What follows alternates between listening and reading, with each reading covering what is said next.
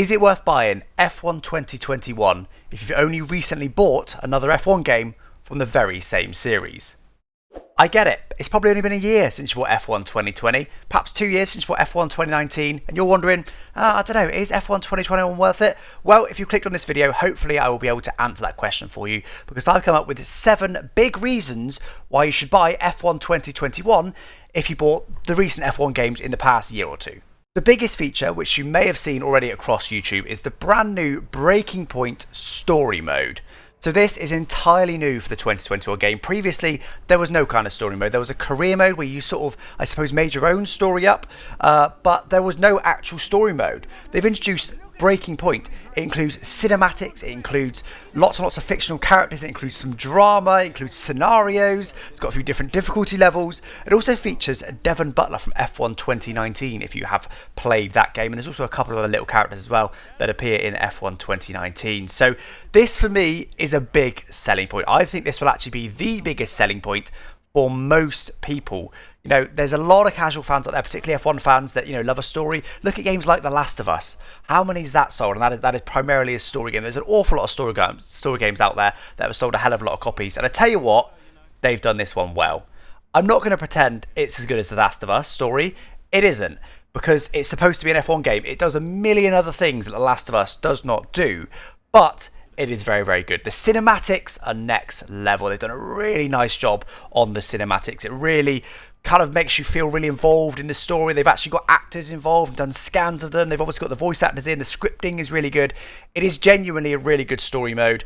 I also am enjoying the story so far. I've not actually quite finished it. I'm on episode 12 of 16. Do subscribe to the channel if you want to see some more Breaking Point content. But yes, I mean, to me, this is probably your main one. If you're more of a casual F1 fan and you like career mode, but perhaps you didn't feel kind of involved enough in it, you will enjoy this. It's around about 6 to 8 hours long or so. One other point as well, if you did own F1 2020, the Breaking Point story mode does actually feature the F1 2020 cars. It's spanned across 3 seasons from F2 2019, F1 2020 and F1 2021. So you will actually have a chance to drive the 2020 cars in F1 2021 in the Breaking Point story mode, although I will say they are only available in the Breaking Point story mode. You cannot drive the F1 2020 cars anywhere outside of the story mode. My second point then, which is another biggie, is 2-player career. Now, I think this will be the biggest feature that will be used across the year. I think everyone will get excited for Breaking Point at first, play it, and then obviously once you've played the story mode, it's kind of hard to play it again. But I think 2-player career will really last, and I think by the time F1 2022 comes out, it'll be all about 2-player career because everyone would have played it and everyone would have loved it. Those that have played previous F1 games, the story mode is basically driver career from previous games where you sign to a team and you build the developments and that kind of thing. But you have a friend in the career with you. So they can either be your teammate always, so if you move team, they will move team with you, or you can both have your individual contract negotiations whereby you can choose to sign different teams, or you can start in the same team. In Season 2, you can move to different teams.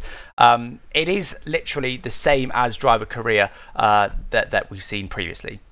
Those that are worried about being locked into a friend that perhaps might be a little bit flaky, you can change friends. So you're not locked into the same friend all throughout. So you could do, say, the first 5 races with one friend. He might get a bit bored, start going and playing, I don't know, Rocket League or Call of Duty or something.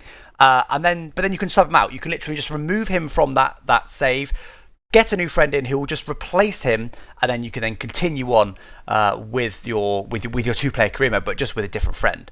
There is also 3 slots available for this, so you can play potentially 3 different career modes with 3 different friends. Again, you can still substitute out those friends, so it is quite expansive. It is not just a thing they've cobbled together. They've done it really, really nicely. So definitely 2-player career, if you want to play with friends, is a big one. I'm just going to stop the video there to ask you very quickly to please subscribe to the channel if you haven't already. We've got lots more F1 2021 content coming up. So if you enjoyed this video, there'll be lots more just like it on the channel. So do subscribe down below. Let's get back to the video. If you buy the game primarily because it's an F1 game, I realise most of us do, but if you're mainly interested in the kind of real life F1 side, they've introduced quite a cool feature for you. It is called Real Season Start. This is where you can start a career mode at any point in the 2021 season, and they will keep updating it throughout the season. So at the time I'm making this video, we can join anywhere up to, I want to say it's the Austrian Grand Prix. So if you wanted to, you could jump in as Max Verstappen or Lewis Hamilton or, I don't know, Lando Norris, at that point in the season. So you'll adopt their points, you'll adopt their car, you'll adopt their constructors points, you'll adopt their previous results, everything. You'll adopt them. You'll just jump in as them, and then you will play out the rest of career mode from there for however long you want to play it for. Now this is cool because you can create your own scenarios. Obviously, we don't know what happened in the 2021 F1 season yet, but let's say Max Verstappen gets a 50-point lead, but then Lewis Hamilton slowly claws it back and just about wins a title, or claws it back and doesn't quite win the title. You can change history by jumping in as Max Verstappen or Lewis Hamilton and doing whatever didn't happen in real life and trying to overcome Max Verstappen and Lewis Hamilton. Or you could be Daniel Ricciardo. You could jump in as Daniel Ricciardo. Perhaps he struggled with the first 5 races in McLaren, which we've seen. Then you think, right, I'll jump in as Daniel Ricciardo then, and I will make him start beating Lando Norris. You can create your own real-life F1 stories with this real season start. I think it's quite a cool feature. Hopefully you guys too. And if you are into your career mode from previous F1 games, they have improved and expanded it this season. The first thing to note is the practice programs have been completely overhauled. So instead of getting those, I think it was 5 programs you had before, now you will only ever have 3 programs to do during practice, and they will change race to race. So you won't always have the same 3 programs to do. In addition to that, there's also now secondary objectives when you're doing those. So it's not just a case of driving around a lap, the track acclimatization, for example. It's not just a case of just driving through the gates, getting the best score you can, and that's it. Now you have other objectives, like perhaps stick to the racing line within 2 meters of the racing line, set a good sector 3 time. I think there's a speed trap one. There's lots and lots of different objectives that you get while you're going through the practice programs that's really spiced up practice, and actually for me genuinely makes it more enjoyable. For me, I used to just go through it as quickly as I possibly could for my career mode. Now I genuinely, it's kind of more of a challenge, and it's just more interesting and more enjoyable for me. If you didn't want to do any practice at all, they've now introduced something called quick practice. This is basically a kind of lottery, a kind of chance-based system whereby you can automate the practice programs. So if you genuinely didn't even want to do any driving yourself, you basically have an odd system, so you can say do 50% chance of completing a certain objective and it will take 10 minutes. I will say though, if you do want to maximize your resource points, you do really need to complete the programs yourself. I don't know if this changes as career mode goes on, but at the moment it is completely impossible pretty much to complete all of the practice programs while using quick practice. But again, maybe as it goes on, perhaps as you get higher acclaim level in career, it becomes easier. I'm not too sure. But anyway, I love the fact it's there. There's definitely a lot of you out there that don't want to do practice, but actually you do want the resource points. So I do love the fact that quick practice is in, and actually it is quite a good system. As I said, at the moment, it does just take a bit too long to get the practice programs done. In addition to that, if you play My Team career mode, where you create your own team, which was in F1 2020, there is now a new department event. So this just added a little bit of depth to career mode. So you might finish a race and it will say, hey, your staff member has been caught out saying something bad on social media. Do you want to fire him? And if you fire him, you get certain improvements. And if you don't fire him, perhaps you get certain negatives or certain positives. It's kind of weighed out. So again, it just adds a little bit of depth, adds a bit more, I guess a bit more story. I guess that's the word of the game, isn't it? Adds a bit more story to your My Team career mode because there's just a bit more going on and it feels more like a living team. There's been a few tweaks as well to the AI drivers in the My Team career mode because now they've got a focus stat. Now this is actually a dynamic stat which is generated by the game. It isn't set by the developers when they release the game. It is dynamic. It will change. So it's basically, I guess it could be thought of more like a form stat. So if they're doing badly, their focus might drop and then they'll really struggle to overcome that. Think of Albon and Gasly from recent years in F1. When they drop in confidence, it's really hard to get that confidence back. Whereas if certain good things happen, like for example, if you decide to invest heavily in them or you decide to renew their contract, their focus might jump up and then suddenly they'll start performing better on track. So the focus stat is basically now a modifier on their other attributes. So you kind of get form going up and down throughout the season. In addition to that, if you order the deluxe edition of F1 2021, which by the way, as you're watching this video, you'll be able to get early access to the game right now, you get 7 iconic drivers. So you get access to Nico Rosberg, Jenson Button, Felipe Massa, Michael Schumacher, David Coulthard, Alain Prost and Ayrton Senna. So they will be signable in your My Team career mode. They are quite expensive. You won't be able to sign them in Season 1, but from Season 2 onwards, you can sign them. And I'll tell you what, they are good. Michael Schumacher in particular, his stats are insane. So I think it's just quite cool that you can sign those kind of classic drivers. Let's hope they also expand on that in future races. But that is a feature that is brand new for F1 2021. If you're more of a multiplayer kind of person, then they've introduced additional lobby options. So you remember from a few years ago, you used to have those, did they call them hopper lobbies or something like that, whereby it was basically a button, it was a quick lobby, you pressed, it put you into a session, and you went racing. There was no looking for a session, trying to figure out, going for a big list, or maybe making your own session. They basically reintroduced that now with social plays. You can now either choose a beginner's lobby, which would be a 5-lap race with collisions completely disabled, so you can actually do your race without being taken out in open lobbies, which would be nice. Or you could do a experienced driver lobby, which is a 25% race. Collisions will be on, and also strict corner cutting will be on. So there's just 2 buttons there in the menu. You press them, you get straight into a lobby, and you just get racing. There's no messing about. That is all in addition to the previous options. They haven't removed anything from multiplayer. So you've still got the previous ranked, you've still got the leagues, and you've still got the custom lobby options if you wanted to do so. There's no negatives to that, and it just makes it a bit easier to jump into some online sessions if you wanted to. F1 2021 is also available on the new gen consoles, so that's the PS5 and the Xbox Series consoles. Now, if you own one of those consoles, it's great, because you get the graphics improvements, you get all of the improvements that come with it, great. However, I'm aware of stock shortages and also costs, that probably a lot of you don't own a new gen console yet. However, that is not a bad thing, because they've also released the game on PS4 and Xbox One.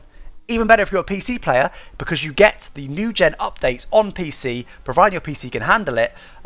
You get the brand new updates. So they've actually massively improved the graphics this year. Genuinely, it's a big leap. Year on year, you can just tell they've had extra resource to put into it because of the new gen consoles, and they've also brought that to PC. And this game looks beautiful. There's so much more detail in everything you see, and really, they've done such a good job. If you do have a new gen console, of course, you'll also benefit from much faster loading times with your SSD, which does make a big difference. Maybe on PC, I am also on SSD, and genuinely it takes about 3 to 4 seconds to go from like menu loading and then into the lobby. It is very, very fast. There is very little waiting time now with this new F1 2021 new gen game. Finally then, if you've owned one of the F1 games recently, there are some gameplay improvements that you may well appreciate. So first of all, I should say that it does feel similar to F1 2020. The handling has been improved, but it's not been overhauled. So if you like F1 2020's handling, then you're in for a treat with this one. If you didn't like F1 2020's handling, well, it is similar, but they have added a few extra features. So for starters, they now have floor downforce, which is simulated in the game. This means that if you go over a curb, you could lose rear downforce. So it makes the driving a bit more dynamic. The handling is a bit trickier in some ways, although don't forget, you still got all assists if you need them. But basically, yeah, if you run wide off a corner, it's very easy now to lose the back end. So it's a lot more challenging and a lot more engaging handling model. They also updated the tyre physics as well, so you should have a bit more realistic kind of loss of grip as well. So just general, it's kind of just refinements, and they've tweaked a lot of other little small bits as well. And this game does feel the best F1 game they've ever released. But again, it is an evolution rather than a revolution. So if you did like F1 2020's handling, you will not be too upset with this one. Another good gameplay improvement is they've improved their AI quite considerably actually. They seem a fair chunk faster. I'm not going to say they're night and day faster, but they definitely seem to have gained some time. So if you were kind of thinking, oh, they're a bit slow really, or even on 110 AI, then they seem to be a little bit faster this year.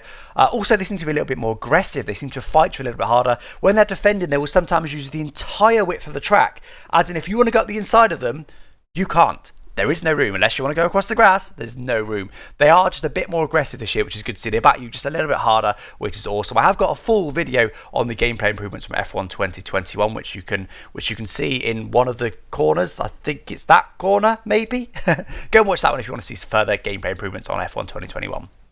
Now that's my big 7 reasons why you should buy F1 2021 if you've owned one of the F1 games recently, but I feel like I should make you aware of a few drawbacks if you haven't already, a few things that they've actually removed from last year's game. The first most notable of which is classic cars. They're now gone. There is no classic cars in this game. However, personally, I'm not too upset about that because realistically, I only use them very occasionally, and I will happily accept having all those new features I listed previously if it comes at the cost of classic cars, because actually this is the biggest improvement year on year.